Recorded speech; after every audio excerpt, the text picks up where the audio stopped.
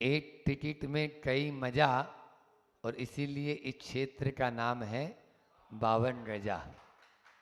52 गजा, तो बस 52 गजा में एक टिकट आप लोगों ने खरीदा और उसमें आनंद रोज नए नए नित्य। अब ये तो हमें भी नहीं मालूम था कि आज भगवान का मोक्ष कल्याणक भी है, लेकिन जैसे ही भैया जी ने बताया कि शीतलनाथ भगवान का, तो लाडू भी छोटा मोटा नहीं, बड़ा सारा लाडू बन के तुरंत, जैसे तो देवता लोग तुरंत हाजिर हो जाते हैं, ये लो लाडू। हम भी कल्पना, हम तो तुरंत बोलते हैं कि भैया आज लाडू तो चढ़ेगा। अब कैसे चढ़ेगा, ये आप लोगों की समस्या, हमारी समस्या थोड़ी है, समस्या आप लोगों की है, हमें तो बनाना नहीं, आप लोगों को ही चढ़ाना और आप लोगों को ही बनाना है। सब अपना आप, जहाँ भावना होती है वहाँ भाव का क्षय अपने आप होता है। भावना जब भाव नाशनी है तो ये सब तो उथली बातें हैं, इनमें कुछ भी नहीं। लेकिन हम सब एक एक दिन करके आराधना, कल अपन ने सोचा, बोला था मैंने कि साधना निज की ओर लाती है और आराधना पर के लिए होती है, पर के प्रति हमारी दृष्टि होती है। आराधना में दो हैं, साधना में तो एक है। वो बस बैठ गया हाथ पे हाथ धर के, फिर कोई नहीं सोचना है।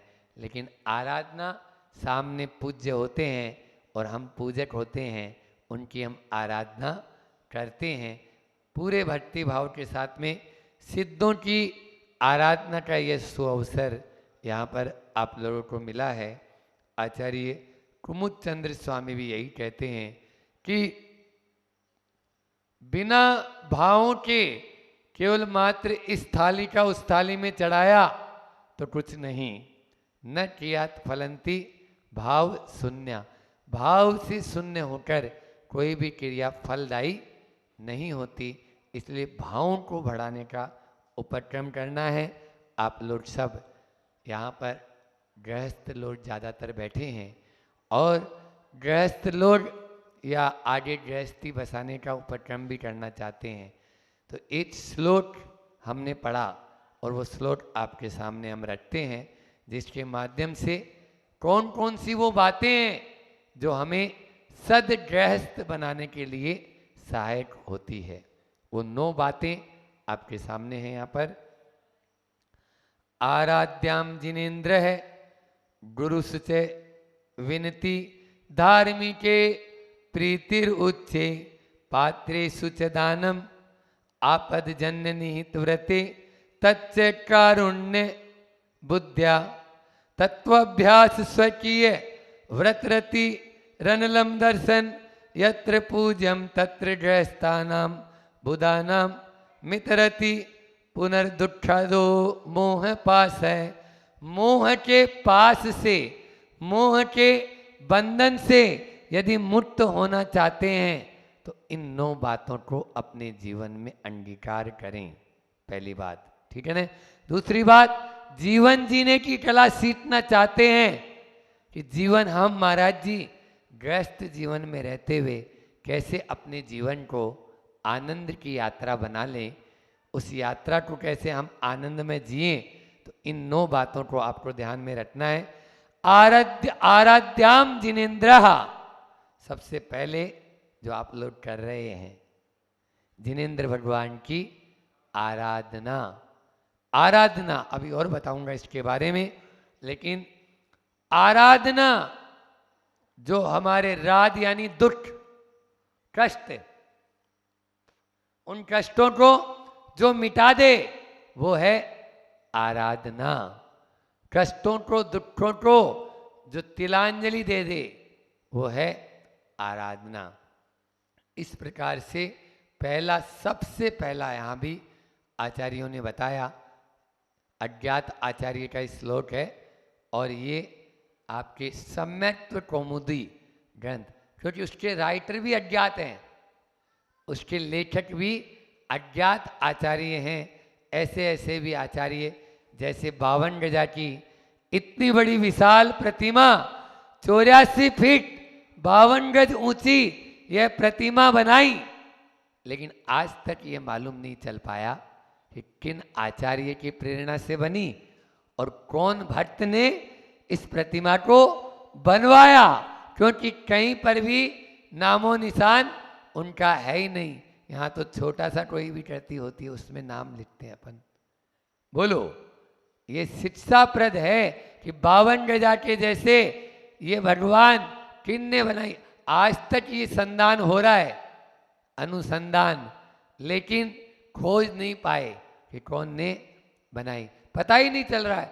हजारों सालों से ये प्रतिमा ये ज्यों की त्यों खड़ी है, एक पाषाण में उसी पर्वत पर उकेरी गई। उकेरी क्या गई है, मतलब उसमें से बाहर ऐसे लगता है जैसे निकल कर आ गई। तो निश्चित रूप से बड़भागी है वह पुण्यशाली जीव, प्रणाम करते हैं उनको जिन्होंने सम्यक दर्शन के ऐसे निमित्त देव दर्शन का एक हजारों नहीं, लाखों नहीं, करोड़ों लोग आए होंगे और चले गए इन हजारों सालों में, लेकिन नाम नहीं। ऐसे ही यह श्लोक भी वहाँ से लिया अपन ने। तो सबसे पहला क्या बताया मैंने, आराध्याम जिनेन्द्राहा, जिनेन्द्र भगवान की आराधना। दूसरा है गुरुश्च विनती, यानी गुरुओं की प्रति विनय भाव, गुरु उपासना।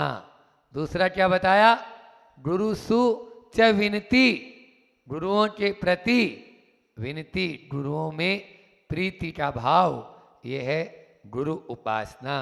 फिर है धार्मिकई प्रीति। आचार्य समंत भद्र स्वामी कहते हैं, न धर्मम धार्मिकेर बिना, धर्म जो है वो धर्मात्मा के बिना 3 काल में नहीं हो सकता। जहाँ धर्मात्मा है वहीं तो धर्म टिकेगा। और यहाँ तक कि मूलाचार में कहा गया है कि साधु को उस प्रदेश में नहीं जाना चाहिए जहाँ पर धर्मात्मा ना हो, क्योंकि चर्या ही नहीं पलेगी ना। चर्या नहीं पलेगी तो यद्वा तद्वा प्रवृत्ति हो जाएगी। जैसे एक नया पंथ का उद्घाटन हो गया था उस समय, जब 12 वर्ष का दुर्भिक्ष पड़ा, भद्रभाऊ स्वामी ने कहा कि भैया चलो, यहाँ पर चर्या का निर्वहन नहीं होगा, अकाल आने वाला है, अब यहाँ पर खाने को नहीं मिले, हम अपनी चर्या निभा लेंगे, आपको जाना है तो आप जाओ। स्तुलभद्र नाम के आचार्य यहीं रह गए और एक श्वेतांबर पंथ ही चल पड़ा, वस्त्रों का ही चलन हो गया। तो ये सब कहाँ से आया, ये सब इसी उज्जैन से आया। जैनियों, इसी आचार्य भगवान उज्जैन नहीं जाते ऐसा लगता है।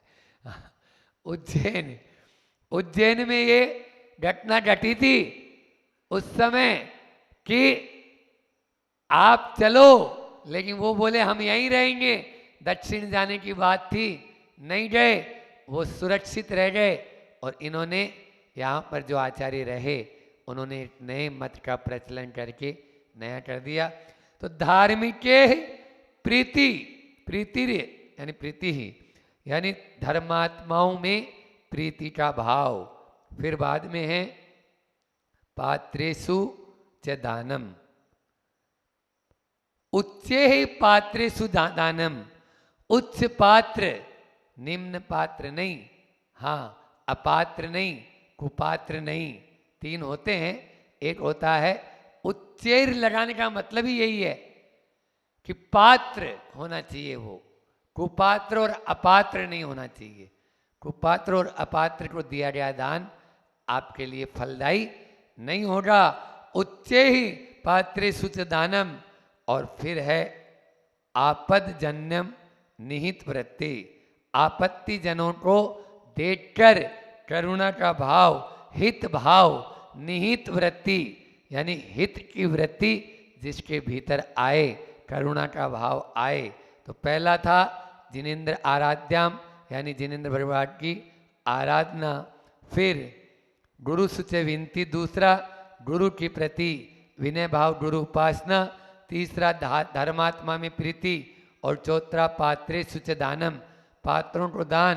5वां आपत्तिजनों को देखकर उनके हित की भावना मन में आना, करुणा का भाव, संवेदनशीलता, ऐसा कहें, संवेदनशीलता, दूसरों के कष्टों को देखकर आंखों में पानी आ जाना, ये संवेदनशीलता हो गई। फिर से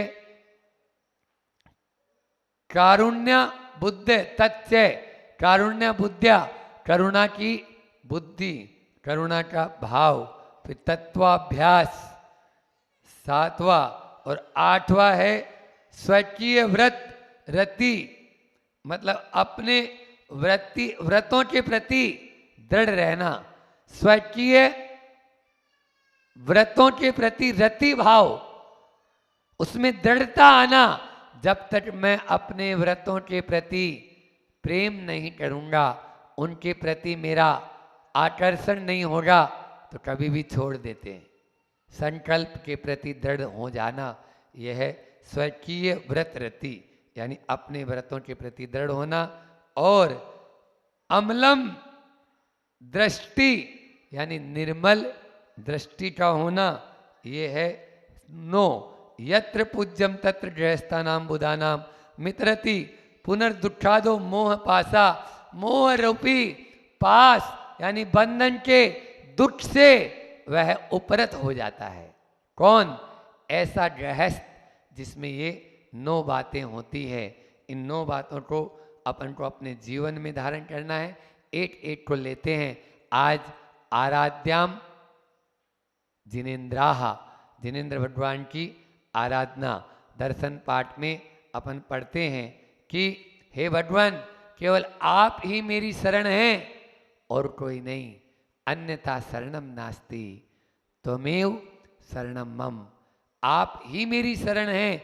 चत्तारि शरणम पवज्जामि, अरिहंते शरणम पवज्जामि, सिद्धे शरणम पवज्जामि, साहु शरणम पवज्जामि, केवली पन्नतम धम्मम शरणम। बोलो। लेकिन आप लोगों की शरण क्या है? पत्नी शरणम गच्छामि, भोजन शरणम पवज्जामि, प्रवृत्ति करते भोजन की एक बार नहीं, हाँ अष्टानी का और क्या बोलते हैं सिद्ध चक्र विधान है, तो भी महाराज जी 2 बार भोजन तो होना चाहिए। कोई गरीब घराने के थोड़ी है, खाते पीते घराने के हम, हाँ कोई गरीब घर वाले थोड़ी करा रहे हैं विधान। पुण्यार्जक परिवार बहुत बड़ा परिवार कहलाता है यजमान। और लोग क्या कहेंगे कि देखो उनके पास खाने खिलाने के लिए नहीं था, इसलिए बस केवल नीरस भोजन अष्टमी को। अब बोल दें आज हरी नहीं बनेगी तो बोलो क्या होगा आपका। और यहाँ पर हरी खा ही नहीं रहे। कल भी बोला था मैंने, हरि को खाना थोड़ी है, हरि को भजना है। कम से कम एक दिन, हम तो अभी हमारे यहाँ 500 शिवरात्रि थे और मैंने बिल्कुल नियम बना दिया आज हरि का त्याग। अब उन्होंने बना ली थी, मैंने बना ली तो तुम जानो। हमारी शिवरात्रियों का हरि का त्याग रहेगा अष्टमी और चतुर्दशी को। ये होना ही चाहिए कम से कम पर्व तिथियों में। आप देखो मुकेश भाई गृहस्थ हैं, लेकिन फिर भी सुबह आए महाराज जी आज का उपवास चाहते हैं। ये है तिथि, आज पर्व का दिन है। अरे पर्व के दिन तो अपन अपने आप को सुधार लें। सुन रही नहीं सुन रही दीप्ति, ये तेरा ही कमाल है। हाँ जब तक 4 सब्जियां नहीं बनेगी तब तक तो महाराज मजा ही नहीं आएगा। और वो भी मटर पनीर। अब मटर कहाँ से आ रहा है? इस मौसम में मटर होता है क्या? बोलो। अभी चौमासे में मटर देखा आपने, लेकिन फिर भी बन रहा है, आ रहा है, कोल्ड स्टोरेज से आएगा। पड़ो बीमार, घुटनों में दर्द, घुटना में, सिर में दर्द, खाओगे तो दर्द तो होगा ने। जो आपके इस शरीर को फ्रीज कर दे उसका नाम है फ्रिज। हाँ कोल्ड स्टोरेज का तो खाना ही नहीं, कभी नहीं। त्याग कर दो महाराज जी, कोल्ड स्टोरेज का नहीं खाएंगे। देख के लाएंगे, शोध बीन के लाएंगे। भैया कोल्ड स्टोरेज से तो नहीं आया। हमारे यहाँ आचार्यों ने कहा, क्या कहा? भोजन शरणम गच्छामि, ये नहीं कहा। उन्होंने कहा जब कोई चीज आए, जैसे मटर आए नए नए, मत खरीदो, अभी वो संभंड हो रहे हैं, उसका प्रतिष्ठित है अभी, इसलिए हमें नहीं खाना। और वैसे भी जब नए नए आते हैं ना तो 60 रुपये 70 रुपये किलो होते हैं। अपन तो गरीब घर के हैं भैया। हाँ, और जब वही मटर 5 रुपये 10 रुपये किलो हो जाते हैं, एक आध महीना अपनी जीभ पर कंट्रोल रखो। हाँ, फिर उसके बाद में वही मटर जब सस्ते हो जाए, अब खरीदो आराम से। क्यों? अब आने लगे हैं। तो आचार्य उनका, हाँ अब खा ले बेटा, अब कोई दिक्कत नहीं है, क्योंकि अब उसका संभंग नहीं होगा। ये सब क्यों रखा? ये साइंटिफिक है बिल्कुल। लेकिन जैनी आदमी महावीर ने छोड़ा और जैनियों ने बटोरा, तो सबसे ज्यादा पैसे वाले मिल जाते हैं। अब वही ज्यादा खरीदते हैं और नहीं खरीदेंगे। वो जो सब्जी अभी नई नई आई है खरीदेंगे। हम चौके में भी बनाएंगे, महाराज जी को खिलाएंगे, देखो हमारे चौके में ऐसा बनता है, दूसरे को दिखाएंगे। ये सब आराध्याम जिनेन्द्राः नहीं कहलाएगा, ये तो अनाराध्याम जिनेन्द्राः कहलाएगा। इसलिए वित्तम शरणम गच्छामि एक और ले लो। क्यों? वित्त की शरण में मैं जाता हूँ, सुबह से शाम तक केवल उसी की आराधना चलती रहेगी, तो फिर आप ये वाली आराधना कब करोगे? वीतरागी की आराधना करो, वित्तरागी की आराधना नहीं। और आप भी वित्त की शरण में मत जाओ, वीतरागी की शरण में जाओ तो कल्याण हो जाएगा। वीतरागी की शरण में जाएं, इसलिए अपना कल्याण चाहते हो तो पहला है आराध्याम जिनेन्द्राः। अपने लिए भक्ति के साथ में हम उनकी उनकी आराधना करें, और तभी हम अपने उस कष्टों को दूर कर सकते हैं। 4 बातें हैं। आराधना क्यों? आराधना क्या? सबसे पहला आराधना क्या, आराधना क्यों, आराधना किसकी और आराधना कैसे? द्रव्य क्षेत्र काल और भाव पे ये पॉइंट बनाएं। आराधना क्या, आराधना क्यों, आराधना किस कब या कैसे या किसकी, और आराधना कैसे। ठीक है ना? तो इनमें से एक ले लेंगे। आराधना क्या, क्यों, कैसे और किसकी, इसके बारे में इंतजार करें। आचार्य गुरुवर विद्यासागर जी महामुनिराज। भक्ति की गंगा में आप ऐसी डुबकी लगा रहे हैं कि तेरे ही रंग में हम रंग जाएं, और ये रंग कभी उतरे नहीं, अंतरंग के अंदर चले जाएं। अंतरंग में जाने के बाद ही बाहर का जो ये रंग और रूप है, ये हमें रास नहीं आता है। बस उस अंतरंग का हमें हमेशा ध्यान रखना है, तभी हमारी यह तरंग और ये रंग दोनों रंग लाएंगे। अन्यथा इनका कोई भी औचित्य नहीं रहेगा।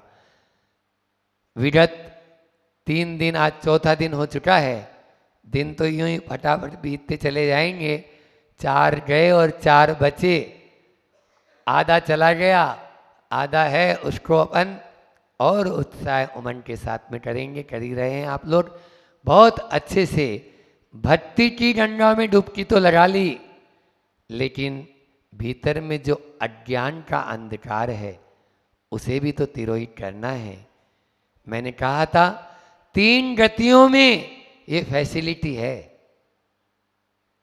मनुष्य गति, देव गति, अभी आप लोग सब देव बने हुए बैठे हैं यहाँ पे बहुत सारे। देव गति, मनुष्य गति और तिर्यंच गति में यह सुविधा है कि भगवान की भक्ति के माध्यम से अनादिकाल के उस बंधन को तोड़ने की क्षमता हमारे भीतर आ जाती है। आचार्य समंतभद्र स्वामी ने किसी सेठ साहूकार का नाम नहीं लिया, बोलो, किसी बहुत बड़े कोई पुण्यार्जक परिवार का नाम नहीं लिया, और कोई नहीं मिला उनको। कौन मिला? एक मेंढक मिला। कौन मिला? एक मेंढक मिला, और उस मेंढक को वह कहते हैं अरहत चरण सपरिया महानुभाव भावम महात्मना मौदत भेट है प्रमोद मत्त है प्रमुदित भाव से भेट यानी मेंढक कुसमेन एकेन राजग्रहे, राजग्रही का एक वह मेंढक फुदट फुदट के जा रहा है। कहाँ? विपुलाचल पर्वत। चलो, विपुलाचल पर्वत पर समोसरण आया है। कौन का? भगवान महावीर स्वामी का। अभी भी बना है। आप लोग राजगीर की वंदना के लिए जाते हो तो वहाँ पर समोसरण के प्रतीक के रूप में, जैसे आपने यहाँ पर ये समोसरण बनाया, ऐसा ही एक समोसरण कभी राजग्रही में विपुलाचल पर आया था। और एक बार नहीं, भगवान महावीर स्वामी को भी विपुलाचल पर्वत से या राजग्रही से बहुत प्रेम था। सब पहाड़ों पर समोसरण आया। 5 पहाड़ी है वहाँ पर, और 5 पहाड़ी पर समोसरण आया। और वहाँ पर वह जा रहा है। कौन? मेंढक। वह मेंढक फुदट फुदट के जा रहा था, और राजा श्रेणी का लाव लश्कर भी जा रहा था। पूरी सेना भी जा रही है, प्रजा भी जा रही है, परिवार सगे संबंधी सब जा रहे हैं। और एक हाथी के नीचे वह मेंढक आया और मरण को प्राप्त हो गया। मरण को प्राप्त हुआ, लेकिन भाव अच्छे थे और प्रभु की पूजा के भाव थे। जैसे कल नहीं परसों मैंने उदाहरण दिया था कि डिंडोरा पिटवा दिया भरत चक्रवर्ती ने, चलो चलो चलो, अब तो सब चलो 52 गजा की और चलो। ऐसा डिंडोरा वहाँ चक्रवर्ती ने पिटवाया था कि नहीं, अयोध्या जो है कैलाश पर्वत पर समोसरण की रचना हुई है और वहाँ पूजा करना है। इसी प्रकार से जब वहाँ समोसरण में पहुँचते हैं तो देखते क्या है? समोसरण में देखते हैं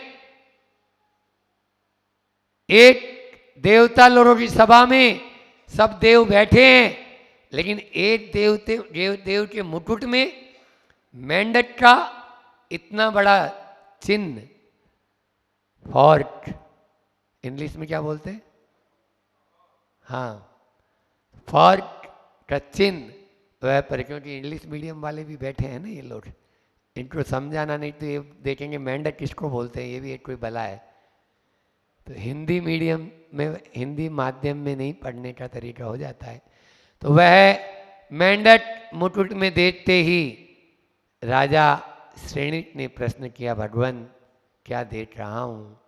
एक देवता के मुकुट में ये चिन्ह ऐसा क्यों? तब कहानी शुरू होती है। पूर्व भव में एक सेठ था, नाग दत्त नाम का सेठ था, और उसकी सेठानी का नाम था भवदत्ता। नागदत्त सेठ और भवदत्ता सेठानी दोनों धार्मिक थे। सेठ ने नियम ले लिया, जब तक तेल है दीपक में तब तक सामायिक करूँगा। और इधर सामायिक करना शुरू, उधर तेल में, दीपक में तेल कम होने लगा। तो सेठानी ने सोचा, भवदत्ता ने, इनकी सामायिक चल रही है, अब ये तो उठेंगे नहीं, मैं ही तेल डाल दूं। वो तेल डाले जा रही है और ये सामायिक से उठने को आर्त रौद्र परिणाम आ गए। प्यास सताने लगी, लेकिन क्या करें, सेठानी तो तेल डाले जा रही है, भर भर के तेल डाल रही है उसमें। अब क्या होए? उसी अवस्था में मरण को प्राप्त हुए। बोलो, एक सेठ मरण को प्राप्त हुए और अपने ही बावड़ी में मरकर मेंढक हो गए, क्योंकि पानी की याद में मरे थे तो पानी के अंदर ही जन्म हो गया। जैसा होगा आपका भाव वैसा होगा आपका भव। जैसे आप परिणाम करेंगे आपको वैसी ही गति, जैसी मति वैसी गति अपनी मति को ठिकाने रखो, नहीं तो उसी चीज में कीड़े हो जाते हैं। खरबूजे के अंदर भाव थे, खरबूजे में कीड़ा हो गया, और धन को बचाने के भाव थे तो अपने ही राजकोष में राजा मरकर, बोलो, जो कोई आए अपना फंड दिखाए और बेटा आए तो नहीं नहीं तू तो ले जा, तेरा तो अधिकार है। ये स्थिति होती है कि नहीं होती है? चाबी किसको देते हो? बोलो, सेठानियां बोलेगी ना। चाबी देते हैं तो बेटे को तो दे दोगे, लेकिन अन्य किसी को देते हो? क्यों देंगे महाराज जी? वो तो हमारा थोड़ी है। नहीं है तो हो जाना वहीं पे ही, सांप बनेंगे। इस प्रकार से वह जल में मेंढक हुआ। एक दिन सेठानी पानी भरने के लिए बावड़ी में उतरी, और उतरी क्या, मेंढक को जाति स्मरण हो गया, पूर्व भाव का स्मरण आया। अरे ये तो मेरी पत्नी थी, और फुदक फुदक के बार बार उसकी साड़ी पर छलांग लगा रहा है, बार बार उसकी गोदी में आ रहा है, बार बार उसके पास आने की कोशिश कर रहा है। सेठानी उसको बार बार कर रही है। तब वहाँ पर एक मुनिरा महाराज थे, अवधि ज्ञानी सुव्रत मुनि महाराज। उनका नाम क्या था? सुव्रत महाराज। वो सुव्रत नाम के मुनि महाराज से उन्होंने पूछा तो बताया और कोई नहीं है वो, तुम क्यों डर रही हो? वो तो तुम्हारे ही अपने पति देव हैं। और जब ऐसा सुना, अब उसको लालन पालन, खिलाना पिलाना, सब निलाना दुलाना सब शुरू हो गया। भले ही वो मेंढक की पर्याय में हैं, अरे ये जीव तो अपना ही है। जैसे ही क्या होता है, एक समस्या है, जब तक अपनापन नजर नहीं आते तब तक उसको पराया मानते हैं, और जब अपनापन नजर आने लगता है तो फिर देखो कैसा उसको। एक बच्चा था, बचपन में माँ से बिछुड़ गया, माता पिता से, और वह बिछुड़कर अनाथ आश्रम में पालन हुआ, और बाद में वह दर दर का भिखारी बनता हुआ आया और एक घर पे काम करने लगा। एक दिन उसको कभी लास्ट में बचा खुचा मिलता और सेठानी की ताने सुनने पड़ते। सेठ जी भी खूब उसको बोलते कि क्या है ये सब, तुम टाइम पे नहीं उठता, ये करता है। एक दिन वो अपने क्वार्टर में बाहर, जो दरवाजे के बाहर जो क्वार्टर होता है सर्वेंट, उसमें लेटा था। आया नहीं, अभी तक नहीं आया। यही तो होता है नौकरों की दशा। ये नौकर तो बस कुछ समझते ही नहीं अपने आप को, अपने आप को सेठ से भी ऊपर समझते हैं। और सेठानी ताने मारते हुए उसके कमरे में गई, उसके कमरे में गई। आज क्या पता सेठानी का पारा कैसे 7वें आसमान पर था, लेकिन बिल्कुल नीचे डाउन आ गया। और जैसे ही डाउन आया, देखा हो न हो, ये तो मेरे बेटे जैसा लग रहा है। क्या बात है, आज मेरा ये नौकर नहीं दिख रहा, आज मुझे इसमें बेटे की छवि दिख रही है। और उसको 103-4 फीवर, हाथ लगा के देखा तो उसको बहुत तेज बुखार था। अभी ताने मार रही थी, गालियां दे रही थी। अब वो थोड़ा ठंडा हुई और उसका हाथ देखा, हाथ में एक गुंदना खुदा हुआ था, जो कभी बचपन में उसने अपने बेटे के हाथ में खुदाया था, और नाम भी वही है। बस जैसे ही देखा उस गाफिल हो गई और बोलती है अपने पति को, देखो ना, ये तो अपना मुन्ना लगता है जो आज के 15 साल पहले बिछुड़ गया था, और इसके हाथ पे मैंने वो नाम भी देख लिया है। और जब दोनों ने देखा, उसको उठाया, बेसुध हालत में पूछा उससे, क्यों, तुम कौन हो? मैं तो, मेरे माता पिता का तो कोई पता नहीं, मैं बिछुड़ गया था उनसे और अनाथ आश्रम में मेरा लालन पालन हुआ। तब उन्होंने तुरंत अपनी छाती से उसको लगाया, तुम मेरे बेटे थे। अभी तक उसको जो सूखी रोटी मिलती थी और लास्ट में ऐसे ही जो मिल जाता था, ऐसे अपने बेटे को। बोलो, बेटा था वही बेटा है, लेकिन अभी क्या देते थे उसको? कुछ भी नहीं। और अब तनखा के नाम पर उसको ताने मिलते थे, लेकिन अब नहीं, मारो बेटो, मारो छोरो, मारो छोरो, बस मारो छोरो करता करता उम्र बीत जाती है और अब उसके साथ में बर्ताव दूसरा है।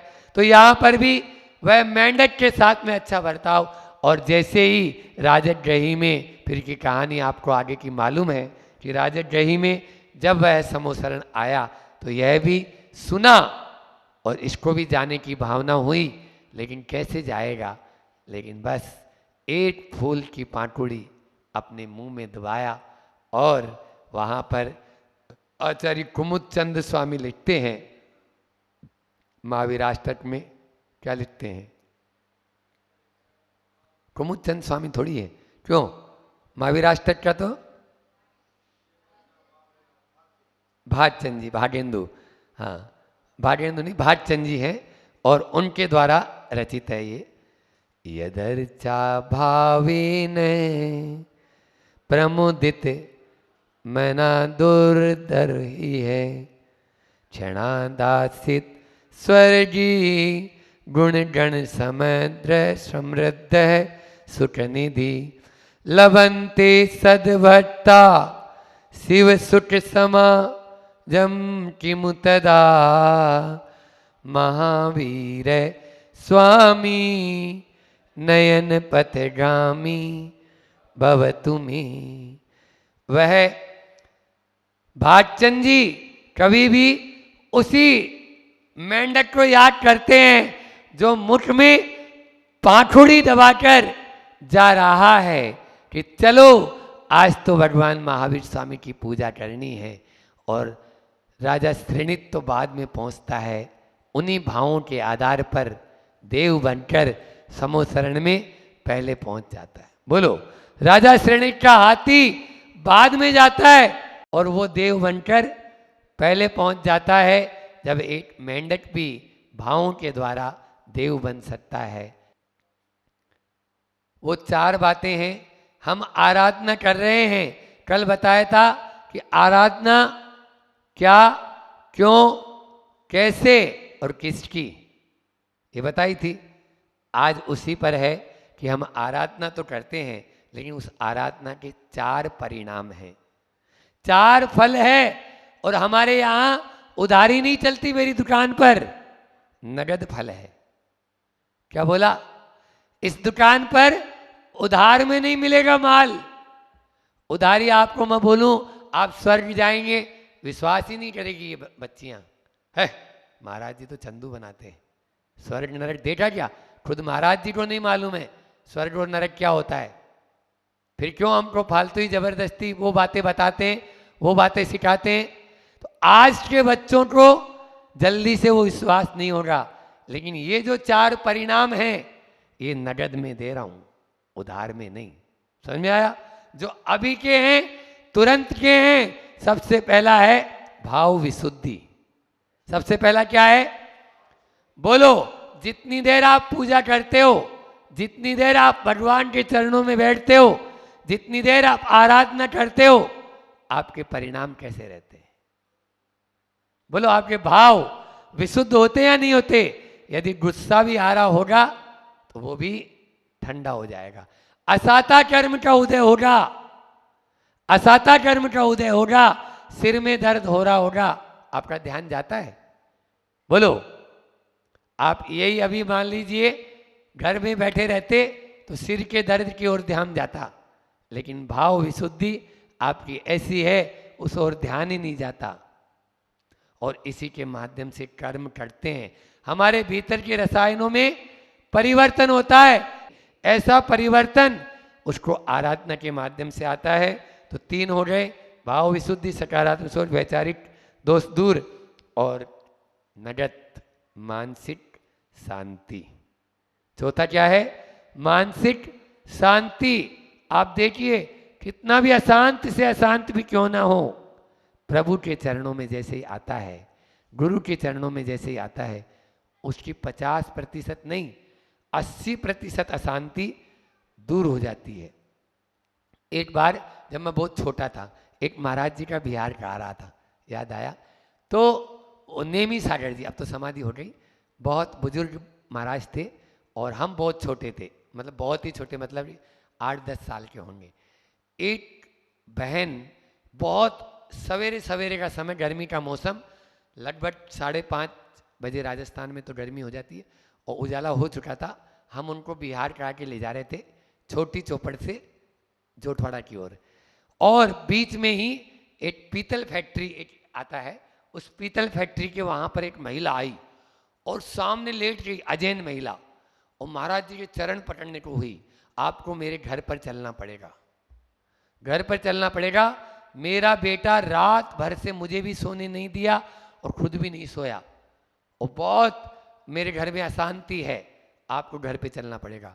अब महाराज जी को, हम 2-3 ही लोग थे बस, 1-2 बच्चे और थे और हम थे, एक आध बड़ा आदमी होगा कोई, तो मुझे याद है, तो महाराज जी बोले मैं ऐसे नहीं जाता हूँ, कहीं पे भी नहीं जाता, मैं कोई घर पे या कोई किसी के यहाँ थोड़ी जाऊँगा, तो बोले नहीं आपको चलना पड़ेगा, नहीं तो मैं आपके चरण पकड़ लूँगी।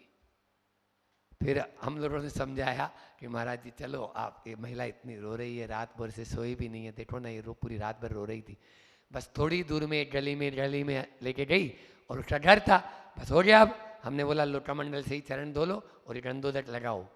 आप यकीन नहीं करेंगे, उन महाराज जी का प्रताप, उस शराब पीता था उसका बेटा और रोज अपनी पत्नी को, अपनी माँ को मारता था, उसने आजीवन शराब का त्याग कर दिया, आजीवन शराब का त्याग, कि आज मेरे घर एक संत का यहाँ पर सुबह सुबह आगमन हुआ और वो महिला भी खुश हो गई, अब महाराज जी आप जाओ, हम अब जो है अपना, अरे अजैन थे, तो इस प्रकार से तो अशांति दूर होती है मंदिर में आने से, गुरुओं के पास आने से। इन 4 बातों को आप हृदयंगम करें तो निश्चित रूप से हम अपने जीवन को उन्नत कर सकते हैं। तो फिर से एक बार रिपीट करें, भाव विशुद्धि होगी, सकारात्मक सोच होगा, वैचारिक सहिष्णुता बढ़ेगी और हमारे मानसिक अशांति दूर होकर मानसिक शांति मिलेगी। इतना ही रखते हैं क्योंकि समय भी काफ़ी हो चुका है। बोलिए अहिंसा परमो धर्म की, आचार्य गुरुवर विद्यासागर जी महामुनि राज।